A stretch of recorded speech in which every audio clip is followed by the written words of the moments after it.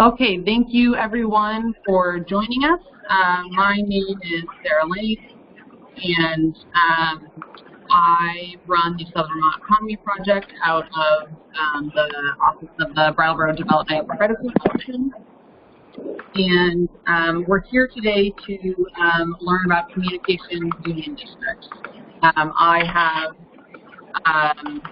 Laura Sibilia here, I have Carole Monroe, and I have Paul Giuliani.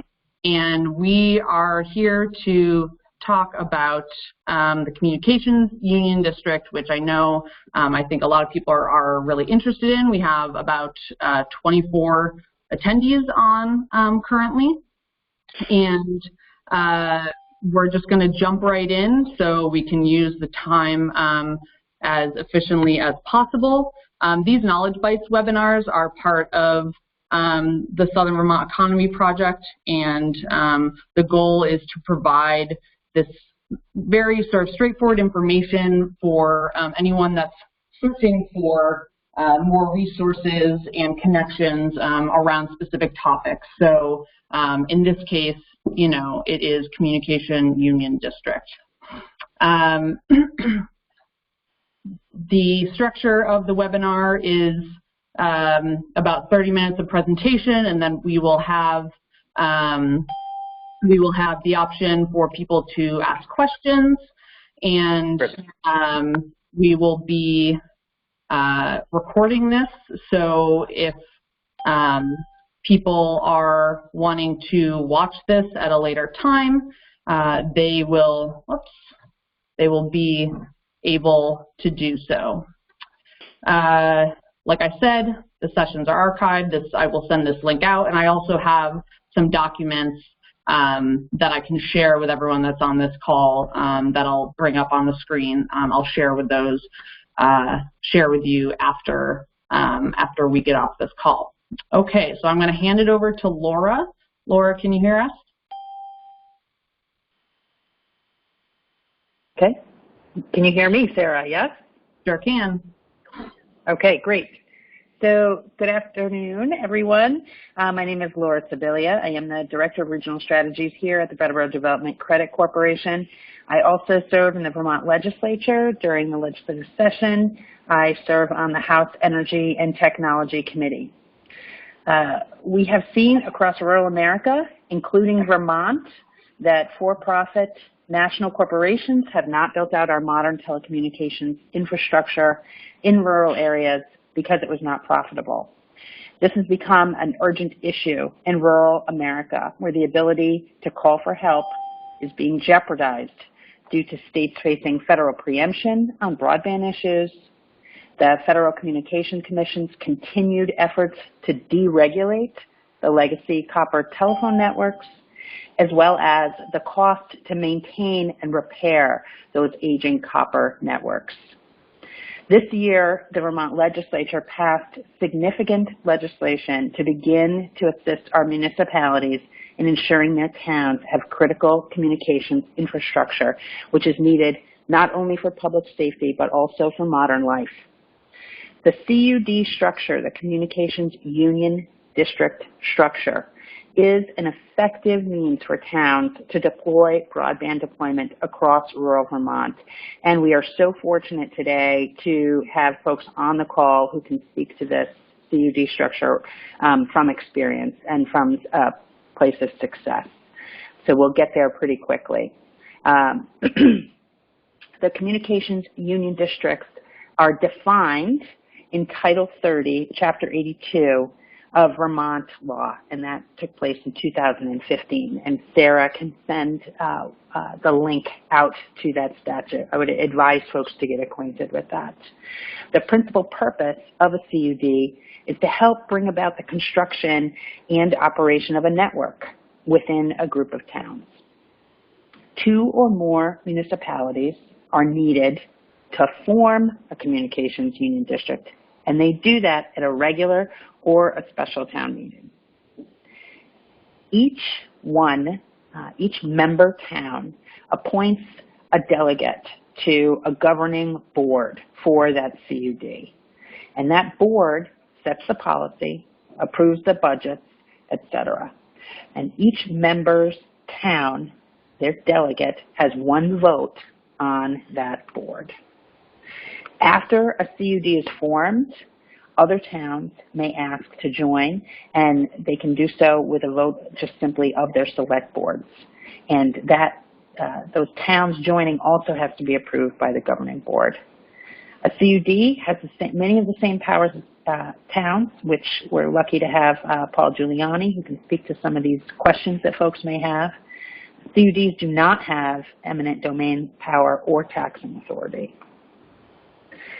I will just, before turning it over to Carole, I know that I've heard expressed from a number of our municipalities a concern that they don't want to be held back by their neighbors, that they're ready to go, and that cooperation and collaboration may take more time. We have seen that our towns are really in a vulnerable position right now and don't have a lot of power. By banding together with your neighbors, you will be in a much stronger position going forward and have much greater heft when trying to negotiate with existing telecommunications providers, as well as new ones who may be, startup telecommunications providers who may be out, soliciting one by one at this point. So I do strongly encourage that towns take a good, hard look at joining these. I think it is the strongest position for our municipalities going forward. And with that, I'm going to turn it over to Carole. So I hope you can hear me. So I'm Carole Monroe. I've been the previous CEO for EC Fiber or for ValleyNet, which is the operations company and construction management company for EC Fiber, East Central Vermont Telecommunications District. We now have a managing director for ValleyNet who does that, and I'm the chair of the ValleyNet board, and I do community outreach.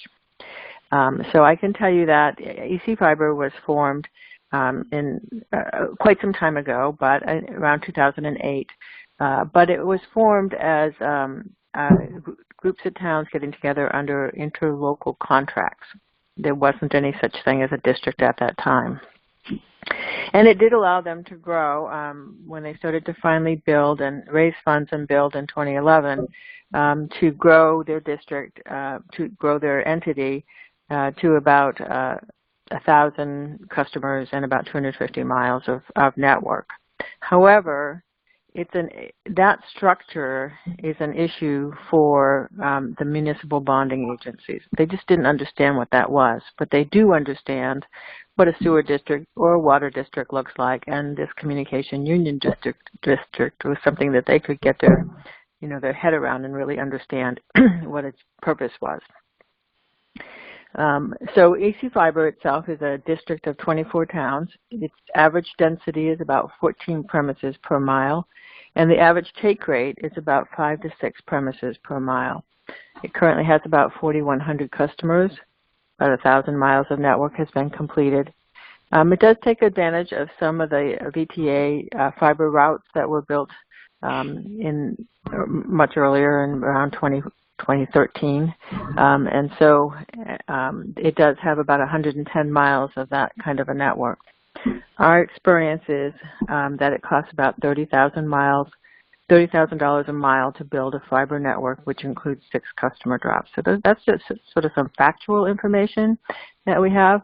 When this district language came out in 2015, EC Fiber's board was very instrumental in reviewing it and making sure that it fit the needs that other districts would have as well. And they were the first district that came on board in 2016. They were prepared to do that. The first town meeting, a few of the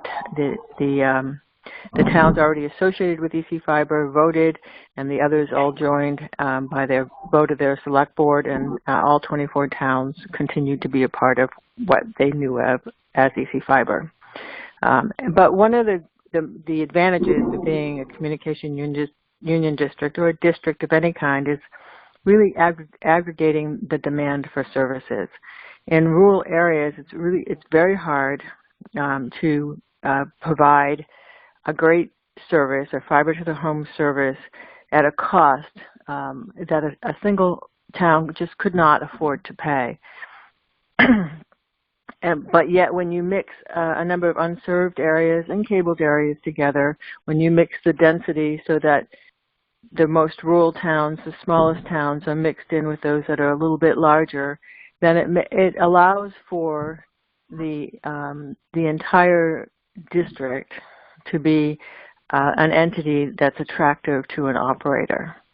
And it also allows for a district to be then able to, in itself, accept federal grants and loans, which often require providing service to those that are least served. So when you're a town that's partially served, it's hard to get funding to build the rest of that town. Yet if you belong to a district, then the mix of premises within that district makes that much more attractive for grants and federal funds and state funds for that matter.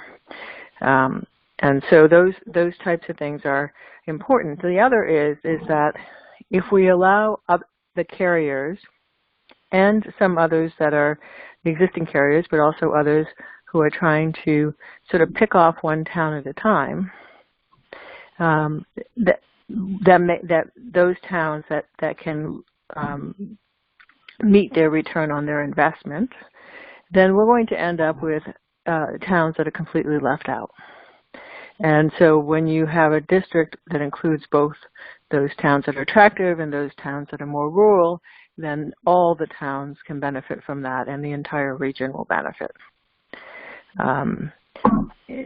The other piece I can say is that having a district also allows for some consistency in service, usually local provider service that you may not get if one town has this carrier and another town has another solution in that process. It's true. It's considered a municipality. You have to follow all those rules, which are all necessary. Posting of meetings, etc., minutes, and so on. But it also allows for municipal revenue bond financing. So EC Fiber, which started with private investment, paid back that investment when they went out to the revenue bond market in 2016 and 2017. All of those investors, about 450 individual investors, were paid back. And now their only debt is with revenue bonds, and that is completely covered. The debt service is covered by operations. And so operations expenses and debt service are covered by revenue. Sorry, that's really what I wanted to say. And that has made that you're able to continue in that way. So they've gone to the revenue bond market 3 times now, will be 4 times this year, and there's one more tranche after that, and then they will have completely built out the 1,400 miles of unserved territory in their district. And the revenue bond market likes that, the concept of a district. It likes the fact that it's managed and operated by an external entity, so it doesn't have any employees. And ValleyNet in this case is that outside provider. And our revenue bonds tend to sell out within 3 or 4 days. So it's worked. We'll have about $45 million in revenue bonds when we're complete.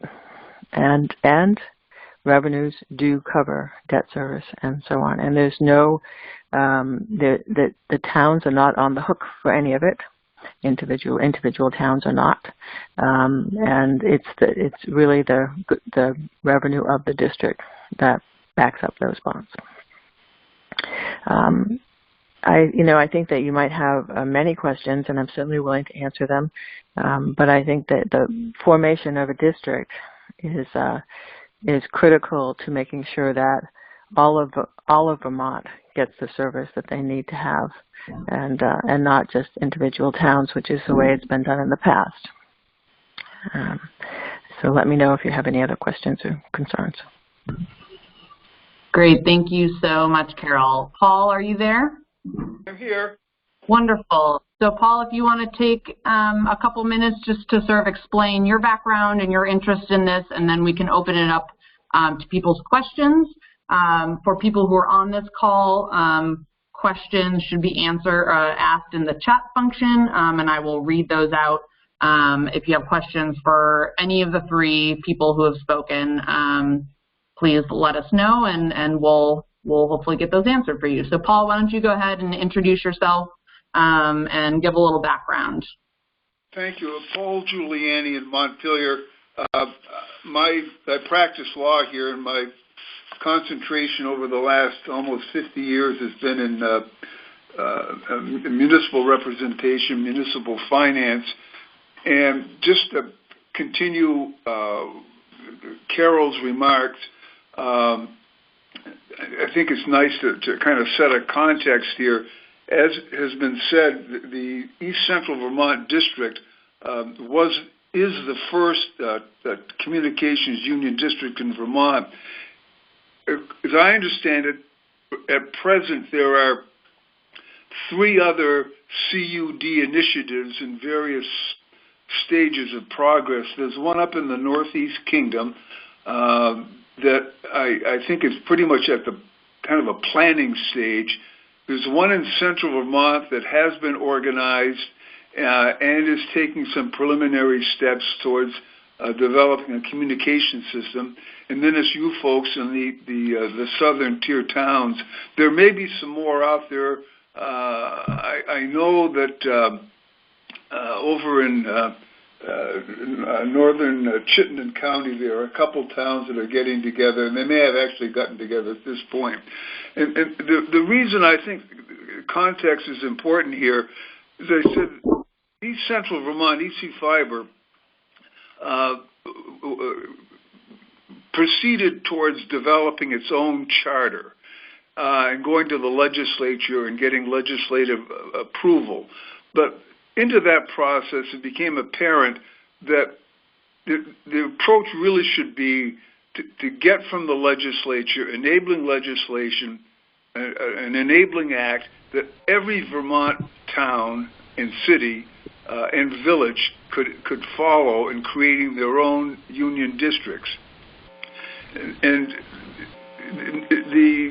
the enabling act that came out, I think if you look at it, has enough flexibility in it that it's a great template and it works. I don't advocate necessarily a cookie cutter approach in each one of these initiatives, but the enabling act saves a lot of time, a lot of resource expense developing individual charters for each one of these districts. From what I've seen, there's no reason why you can't take the Enabling Act off the shelf and apply it to the district that you're looking at. And in that regard, and I'll defer to Carole on this and to others who know more about it than I do, it became apparent when we started the initiative that ended up with EC Fiber. And this started in 2007, I think, with a planning committee getting together, that this is a critical stage, the pre-incorporation stage, if you will, because some work needs to be done very, very early on establishing what the critical mass is here. Granted, any 2 towns can form the district. Legally, that's okay. But operationally, you need people, you need area, you need subscribers. And a two-town district, I don't think is ever going to make it. There's a critical mass that must be achieved before you take that next step into designing and planning and financing this system going forward. There's plenty of help out there to do that, and I'm sure some of it's been done already. So, as I say, legally, 2 towns can pull it off. Practically, you need a lot of people, you need a bunch of towns. And the other thing that Carole alluded to that I want to just elaborate on a bit, in the EC Fiber instance, the district has no employees whatsoever. The district early on entered into a design, build, operate agreement with ValleyNet. And ValleyNet is a management contract under which ValleyNet did all the heavy lifting as far as, the design and operating, the vetting the contractors, did everything to get this system built and online. Very, very talented folks. A lot of time and effort went into getting to the point where the first financing was up and running. I mention that because in the East Central Vermont Telecom District exercise, an awful lot of work went in to get to that point. And for you folks going forward, you want to avoid having to reinvent the wheel if you can. The folks at East Central, I have no doubt whatsoever, will gladly share their individual and collective experiences getting from the blank piece of paper to the day the switch was flipped. And I'm not saying mistakes, but we ended up getting distracted in a few instances, went down the wrong path, had to retreat and get organized again. And there's no need to repeat that. There's a point I want to make. People have done this already. There's a wealth of experience out there. And although I'm not authorized to speak for the governing board, I'm convinced that any member of that EC Fiber governing board would be delighted to visit with you folks about what they learned, what they experienced. I know there's going to be a question is going to come up. It has already, and it's kind of a perennial favorite as far as financing is concerned, financing these systems. And this is where the advice and the services of a competent financial advisor or a ValleyNet type entity is invaluable. The law limits municipalities to the use of pledged revenues as a means of financing municipal telecom. General obligation debt can only be used to finance a police station, a fire station, that sort of thing. But a general town-wide system can be financed only by means of a pledge of net revenues. And the subject comes up, well, gee, why can't we do what they did in Chesterfield, New Hampshire? They issued GO bonds and turned the money over to Fairpoint to build the system. Well, that's New Hampshire. That's not Vermont to begin with.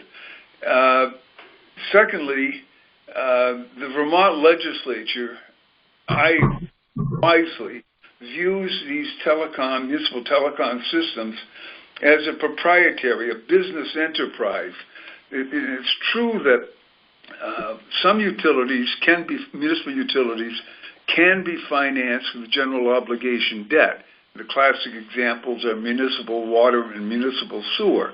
But the distinction that the legislature feels is that municipal water and municipal sewer are essential. These are pretty fundamental services that citizens need.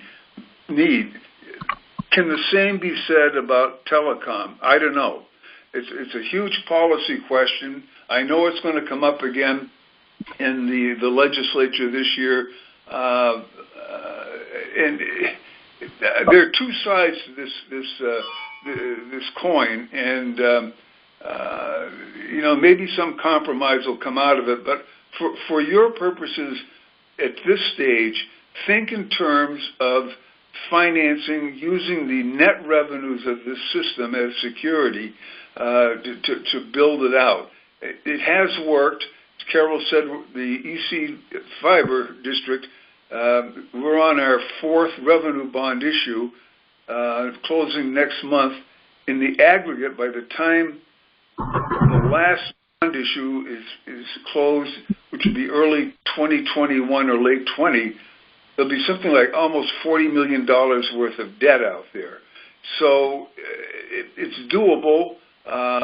We've been blessed to have some good underwriters, good investment bankers, and there are people out there who are extremely qualified to get you through this process to the point where you're up and running.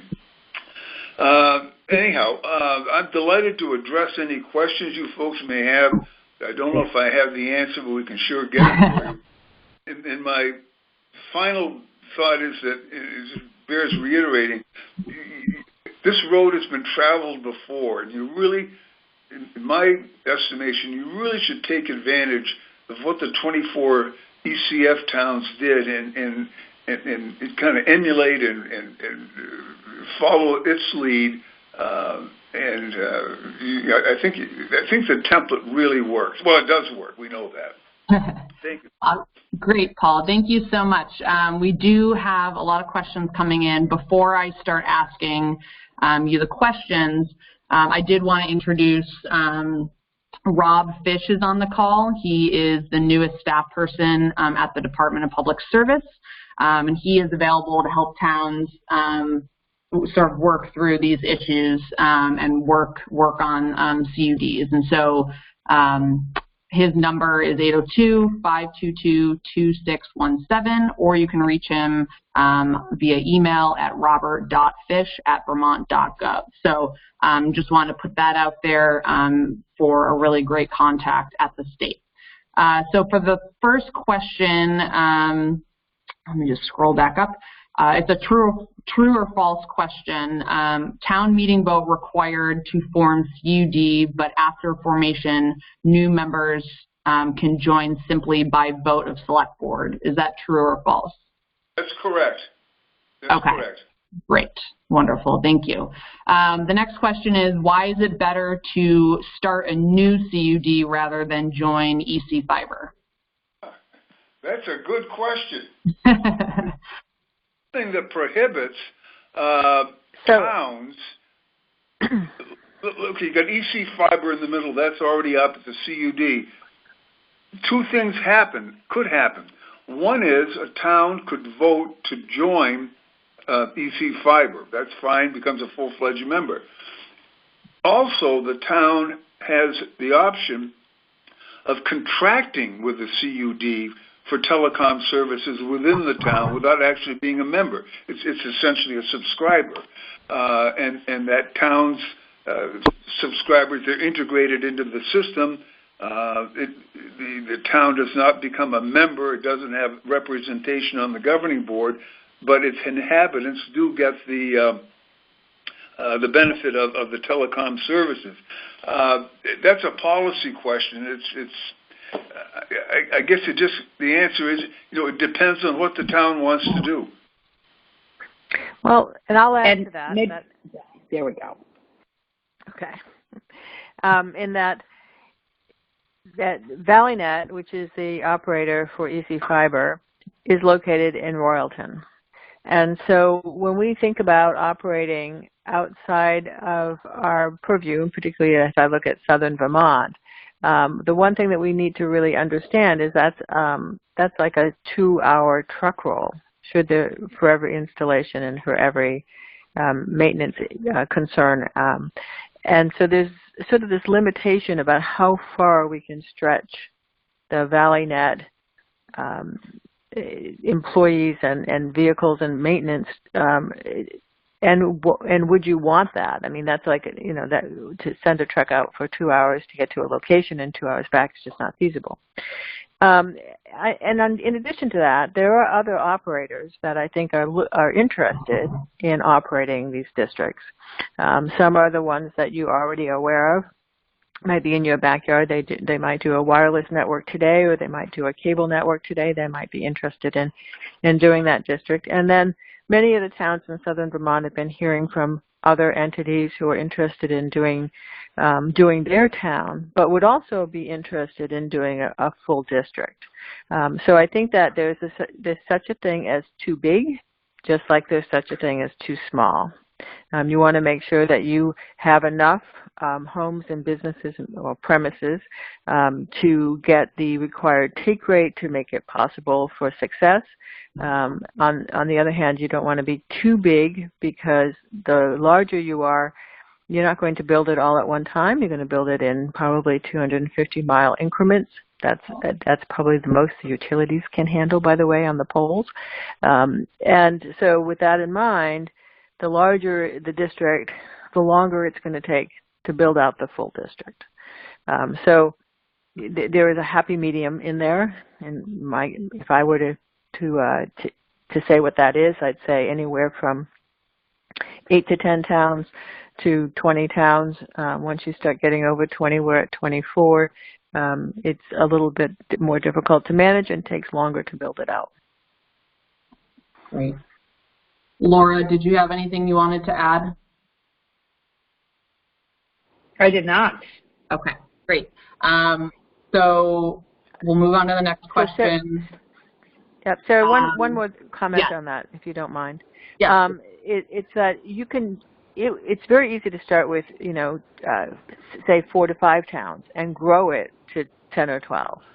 As soon as towns can see that there's action happening and moving forward, they'll be interested in joining that district. So I'm not suggesting that you wait until you have 10 or 12 towns to create a district. Yeah, that's a good point. Great, thank you. And just as a reminder to people, this is being recorded, so if there are people who are not on this call that you think would be interested, it is being recorded, so you can share that link with them once it's called. We have some more questions, which may have already been answered in the chat, but one of the questions was, do CUD member counts have to be contiguous? Rob Fish went ahead and answered that and said no, they can even cross into other states. We have some questions about fiber. Do you know how many houses in BT have fiber and who the providers are? So I think that is a question that towns that are interested can get detail on that from the Department of Public Service, and I would definitely encourage being in touch with Rob. Okay, great. Another question about the sizes of the CUD. Can a single town be a CUD? Rob responded 2 or more. I don't know if Paul or Carole want to comment. I think Carole kind of covered that already. Not too small, but not too big. Yeah, the statute sets a threshold of 2 towns. Okay. Looks like there's another question about fiber and fiber providers, but as Laura mentioned, that all that information can be reached at the state. We have a question that states, what level 1 or tier 1 ISPs are available in Vermont to which a CUD can connect? So again, and it'll be interesting, Carole, if you have anything to add to this, but this does seem like exactly the types of questions that we had hoped that Rob could help towns sort through. So in my experience, when we've had the department come and meet with towns, they have been able to identify all of the connections that are available in that town. So if you have, a group of towns acting as a CUD, you may have other networks bumping up and understanding, that there may be additional opportunity. Carole, I don't know if you have more to add to that. I think that there are potential operators, and which would be ISPs, who would be interested in serving a district, and we're starting to see, as more and more towns are interested in moving forward, we're starting to see those operators come up. I know that just over the border in New Hampshire, some towns have sent out RFPs, and there have been 5 or 6 responses of operators. And so when I talk about an operator, I'm talking about the equivalent of the ValleyNet that are very interested in building out and operating a district, for a communication union district. So that more and more we're seeing that happen. And as I said before, sometimes it's the smaller entities that are already in that area, and other times they're right over the border in Massachusetts and doing some work there already. And so I think we'll be able to identify operators for all of the communication union districts. Some of them will be close to ValleyNet, and that might make sense, and some of them will not. Great. And Carole, this, I think, question is directed at you. What company designed? What company designed the network? Yeah, that was the question. Is what company designed ValleyNet? But there's nothing more specific. Okay. So we outsource our design of it's a GPON network, fiber to the home. Across Vermont, and we outsource that to a company called Fibersmith to do the design and engineering piece of it. We then outsource the final drawings and final design to a construction firm. In this case, we use Eustace, which is a local company in Vermont, to do that. And that's worked out really well for us. It's been good to use somebody local most of the time because then they're more flexible in your schedule when you don't really know how many months it will take for the make-ready work to be done on the poles. And so it's good to have a company that's flexible in doing that. But there are other solutions besides those two. Great. This is a great question, I think, because I would say a lot of us are kind of new to this world. Is there a glossary of terms that would be useful to those of us who are new to the country? So that sounds like a great task for you, Rob. Sure, I get a copy. All right. Yes. And I know Rob is still listening. So, but agreed. I think that will be really helpful for town. So you can also find that on a website called the Fiber to the Home. I think Council website, Fiber Broadband Association, I think it's now called, and the other is muninetworks.org. Both of those have glossaries in their helpful FAQ areas. And besides those two, there are a number of them out there. So if Rob needs to come across and combine them all together, that would be great. Wonderful. Another question. Hold on, I lost it. Does an existing CUD have to vote to accept a new member? The governing board has to. It's not a district-wide vote, I don't believe. No, it's a governing board decision. Okay. Because the governing board can impose, terms and conditions on the admission of a new member. I'm not sure what they would be, but the statute does gives the governing board that authority. So it hasn't, to my knowledge, it hasn't been exercised yet. So we'll just have to wait and see.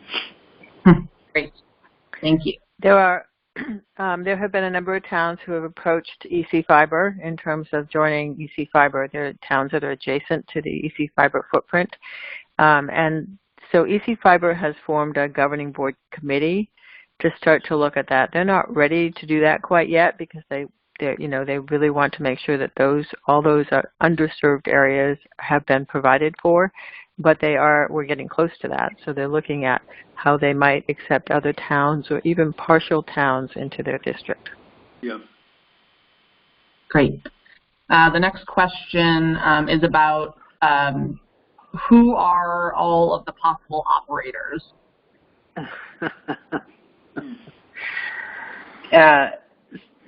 So, I mean, I think that is almost infinite, but Carole, do you want to speak to this? I can give you some names of possibilities, but, each possibility will have to look at what their business model is and how they want to move that forward. So a couple of them that have come come up lately have been Matrix Communications, which I think some have seen individual town proposals from Matrix, but I think that they might be willing to look at a district in itself. The other is GWI in Maine has now just begun expanding outside of their footprint in Maine and looking at opportunities for districts in both New Hampshire and Vermont. There's a company called Otelco who operates the Leverett, Mass district, or Leverett, Mass municipal, fiber network, who may be interested in operating a district. And those are companies sort of outside of the region. We've also had responses from existing small cable companies like Argent Communications, but you have small cable companies down in your neck of the woods as well in that area of Vermont, and they're interested in growing their footprint. They don't have the capital resources to build out a district on their own, but they're interested in maybe moving in that direction. I cannot leave out CCI, who all of a sudden, and I think it's because of all of this discussion around communication districts, they're all of a sudden looking at, okay, what can they do if they had, if there were some alternative financing that could happen to provide fiber to the home in areas of northern New England. So I'm sure that they would participate in any RFPs that were sent out. And CCI, for those on the call that may not know. Yeah, Consolidated Communications, they're the company that bought Fairpoint. Great, thank you. This is more about the build out. Hold on one second.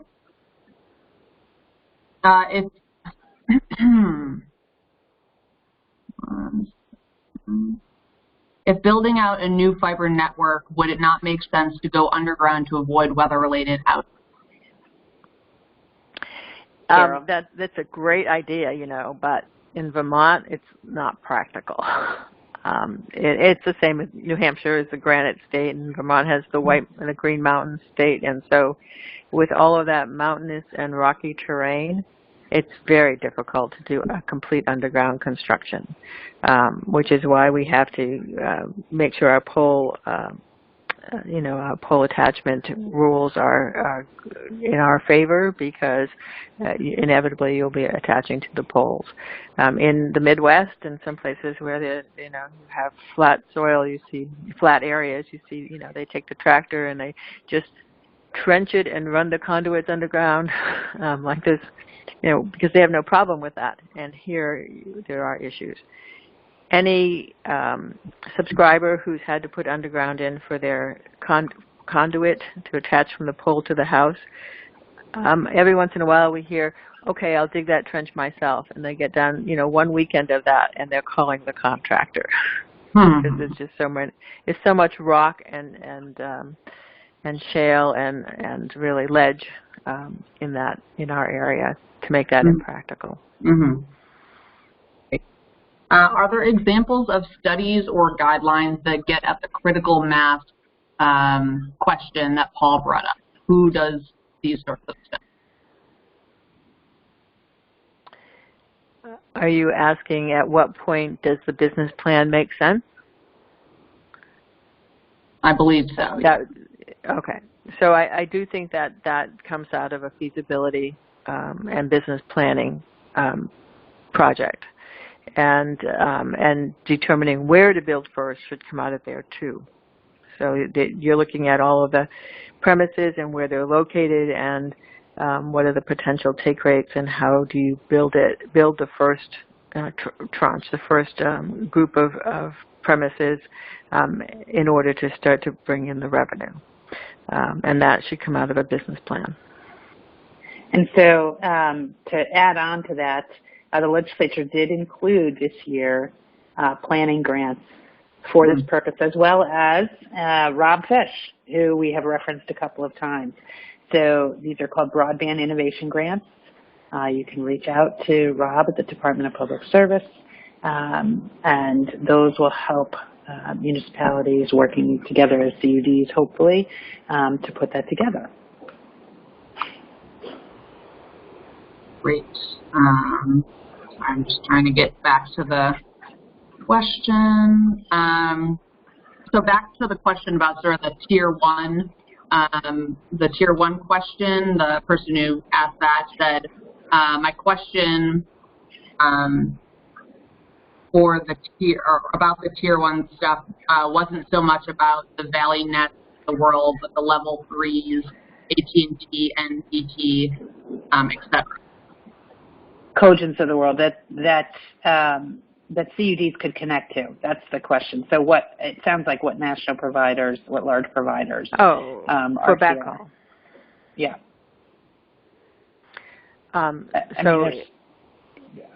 Yeah, there are a number of them actually, but throughout Vermont. So two things that happened. One is during the ARRA funding, they funded SovereignNet to build fiber out to communities to attach community anchor institutions, and so that network is available for connecting into. That's owned by First Light today. We've heard from CenturyLink, who now has they took over level 3, I think, and they have offices out of 2 or 3 towns in Vermont, and can extend that service. And then, of course, you have we purchase our backhaul from First Light, but there are other options, and certainly CCI is willing to provide that kind of backhaul too. They have their own division for providing those kinds of services. I think that's all that I'm aware of right now. Every once in a while, Comcast will provide backhaul, but I've not seen that done in Vermont. Great. Oh, the trunk lines that were built by the VTA is available for backhaul, and then Velco has lines, fiber lines across the state that can be connected. Velco is, for folks that don't know, that is the transmission entity. It works for and is made up of all of the electric utilities in the state. So we are running out of time here, so I want to sort of focus on some of the questions that are specific to the CUDs before we run out of time. We have another one here that says, so if the concept of the if under the concept of the CUD is the financial and governing part of the service, but not the actual builder or operator. Say that again. So under the concept of the CUD, I believe that group is the financial and governing part of the service, but it's not the builder operator. That's correct. Yes, that's correct. Yeah. Okay. Great. Can a CUD compete with Comcast, or must only serve underserved? Can compete with anyone. Yeah, they can go head to head with Comcast. Yep. The model, the EC Fiber model is to build where it's most unserved first, and because it is a different business model when you start to build over a cable utility. In a cabled area, you can expect about a 17 to 20% take rate over time. In an area that doesn't have cable, it's more like 30 to 40 to start and going up to 60% take rate. So there's that big difference. It also costs more to build in a cabled area because there's more on the poles that have to be moved around for make-ready work. So that's also an issue. And then the third, of course, is that when you compete head-on, it's one thing if it's a mile or two in a small town, and it's another thing if it's a very heavily built-out Comcast area. They're going to come back at you, and they have the wherewithal to drop their prices incredibly, which is good for the town, actually, to have that competition. But they will do that, and they have done that across the U.S.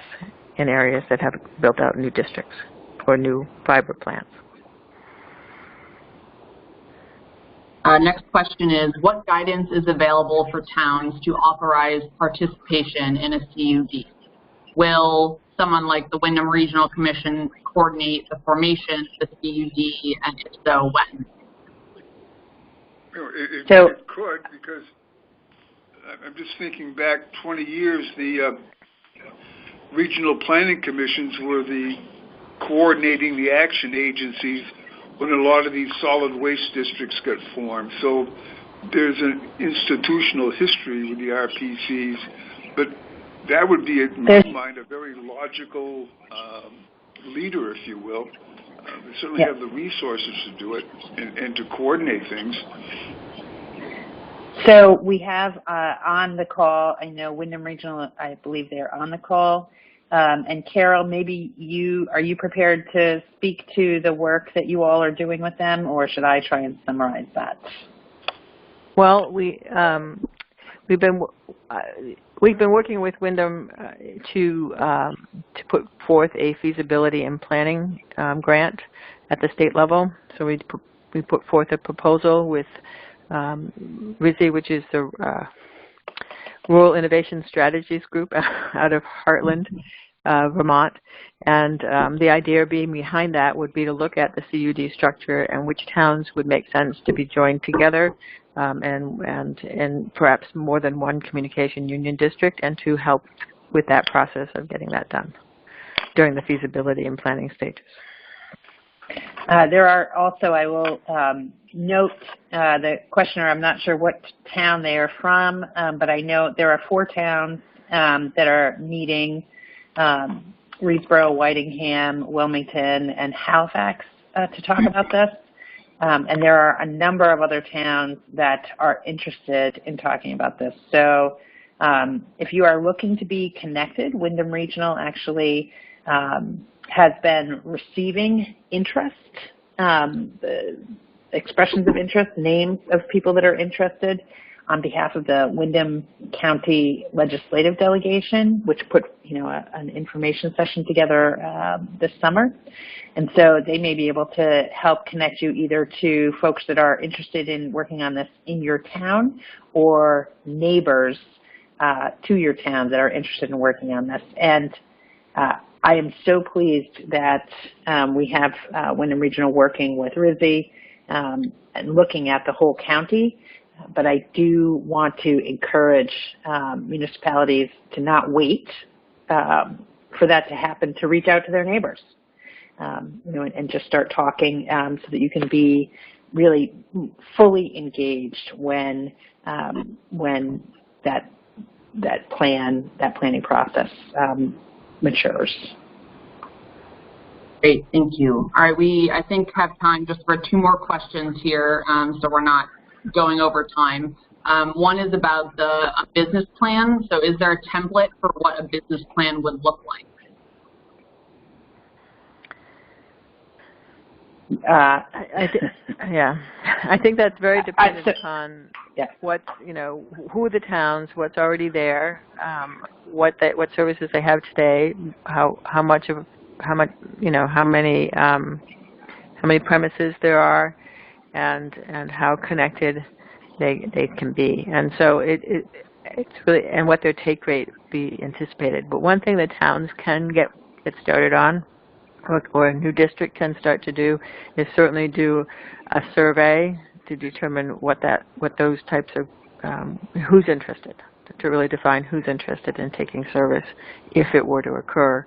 It's one of those items that you can do early in the game. Okay, last question is about bonds. What is the entity that issues the revenue bonds? The district does.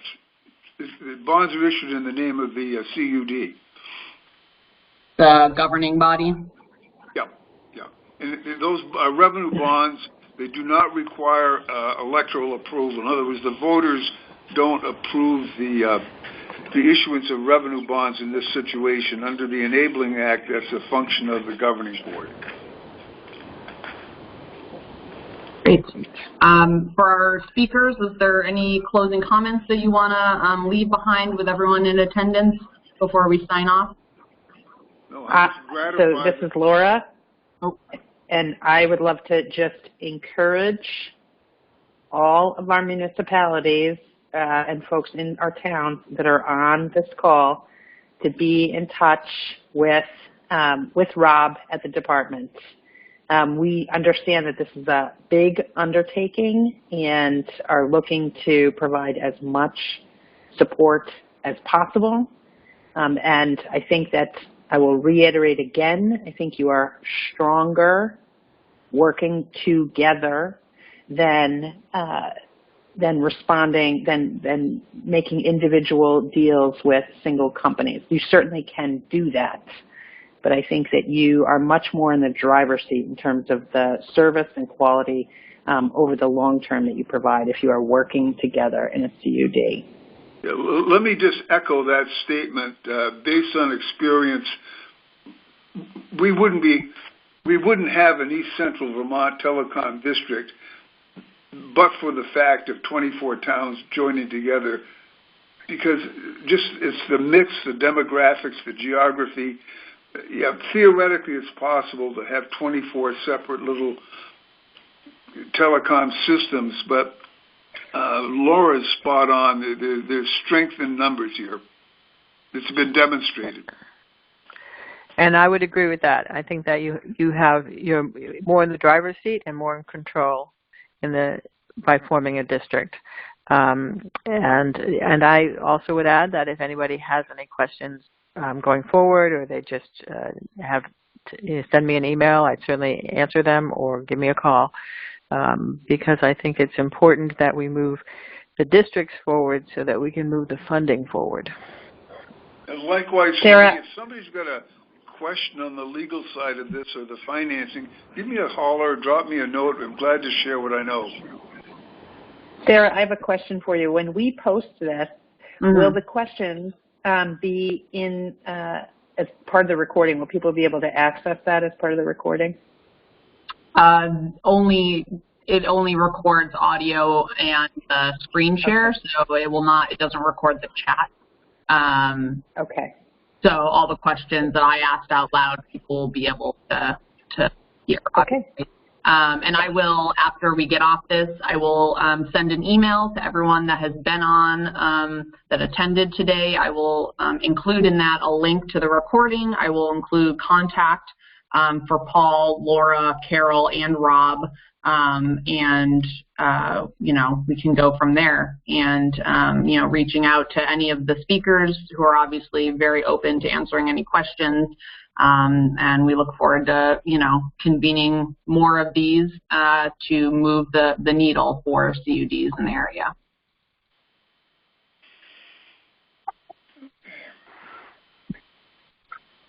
All right, I think that is it.